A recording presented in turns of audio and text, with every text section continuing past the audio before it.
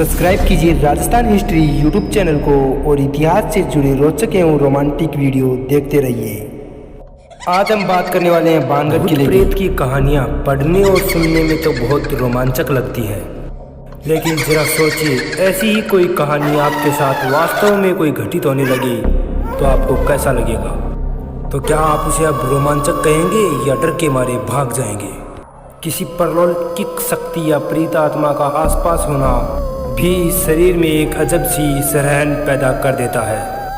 तो ऐसे में जाहिर सी बात है कि जब आपका सामना ऐसी किसी ताकत से हो जाएगा तो आपका रोमांचक वही दम तोड़ देगा। वैसे तो कहने को बहुत सी ऐसी जगहें हैं जहां यह माना जाता है कि आत्माओं का वास है। कोई वीरान पर अकेला घर हो या फिर कोई लंबे समय से पड़ी खाली इमारत। इसके अलावा वह स्थान भी जहां किसी दुर्घटना की वजह से किसी की जान गई हो, उसे भी हम योग्य नहीं मानते हैं कि हम वहां जाएं। जिन लोगों की जान दुर्घटना में जाती है उनकी आत्मा को मुक्ति नहीं मिलती और वो भटकते रहते हैं। कहने को तो बहुत सी जगहें हॉन्टेड या भूतों की जगह कहा जा सकता है, जहां प्रमाणिक तौर पर कहा जा सकता है कि उस स्थान पर कुछ ना कुछ तो गड़बड़ जरूर है। ऐसा ही एक स्थान है राजस्थान स्थित भानगढ़ किला। यह वह स्थान है जिसे पुरातत्व वैज्ञानिकों ने सामान्य नहीं माना। तभी तो राज्य सरकार द्वारा भानगढ़ किले के चारों तरफ बाहर चेतावनी के तौर पर एक बोर्ड लगा हुआ है, जिसमें साफ साफ लिखा है कि सूर्य उदय से पहले और सूर्य अस्त के बाद इस किले में कोई नहीं रुकेगा। तो आखिर भानगढ़ किले में ऐसा क्या है जो आम जन को वहां रात के समय से नहीं जाने से रोकता है? अगर कुछ है तो उसके पीछे क्या कारण हो सकता है? हालांकि कोई भी पुख्ता तौर पर वहां घटने वाली घटना का कारण नहीं बता सकता, लेकिन स्थानीय लोगों के बीच प्रचलित है कुछ कहानियां जो साबित करती हैं कि वहां कुछ न कुछ जरूर हो सकता है। लोगों का मानना है कि बहुत समय पहले इस स्थान पर रत्नावती नाम की बहुत सुंदर राजकुमारी रहती थी, जिस पर काला जादू करने वाले तांत्रिक की दृष्टि थी।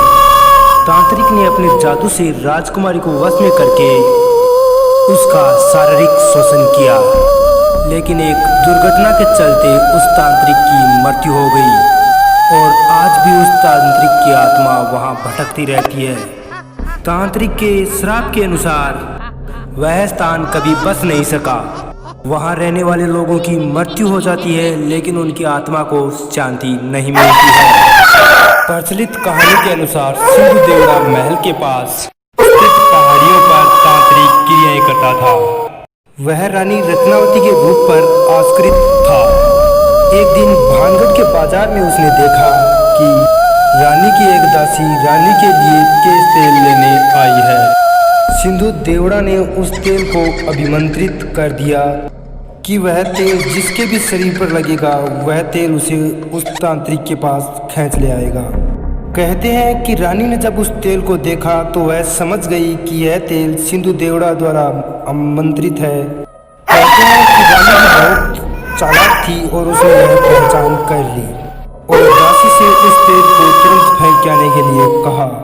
दासी ने उस तेल को एक चट्टान पर गिरा दिया। कहते हैं अभिमंत्रित तेल ने चट्टान को उड़ाकर सिंधु सेवड़ा की तरफ रवाना कर दिया। सिंधु सेवड़ा ने चट्टान देखकर अनुमान लगाया कि रानी उस पर आ रही है, तो उसने अभिमंत्रित तेल को आदेश दिया कि वह रानी को उसकी छाती पर उतारे। जब चट्टान पास आई तब तांत्रिक को असलियत पता चली, तो उसने आनन फानन में चट्टान उसके ऊपर गिरने से पहले भानगढ़ नगर उजड़ने का श्राप दे दिया और खुद चट्टान के नीचे दबकर मर गया। कहते हैं सिद्ध रानी को यह सब समझते देर न लगी, उसने तुरंत नगर खाली करने का आदेश दे दिया।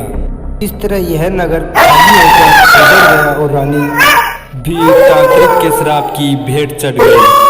तो कितनी सच्चाई है इस कहानी में? इस कहानी में कितनी सच्चाई है इस बात का तो इस बात से ही जाना जा सकता है कि भानगढ़ किले में रत्नावती को कई लोग राजकुमारी या रानी बुलाते थे। रत्नावती का जिक्र तो हर कोई करता है, पर वह किस राजा की रानी थी? उसके राजा व उसका शासनकाल कौन सा था? नगर किस काल में उजड़ा? इन प्रश्नों पर सब चुप हैं। अक्सर लोग इस नगर या इस किले को 400 वर्ष पहला उजड़ा बताते हैं, पर किले में मिले विभिन्न राजाओं के शिलालेख की तारीखों में इस किले की उजड़ने की समय सीमा बहुत कम हो जाती है। पर बात चाहे कोई भी हो, इस फोर्ट को या इस किले को अब भी लोग सबसे ज़्यादा डरावना मानते हैं। कह सकते हैं कि भारत का सबसे प्राचीन स्थान या फिर जो भूतों का स्थान है वह वो भानगढ़ का किला ही है। तो ऐसे और ही महत्वपूर्ण जानकारी व रोचक तथ्यों के लिए हमारे चैनल राजस्थान हिस्ट्री को सब्सक्राइब करें। यह वीडियो आपको कैसा लगा हमें लाइक और कमेंट करके ज़रूर बताएं। धन्यवाद।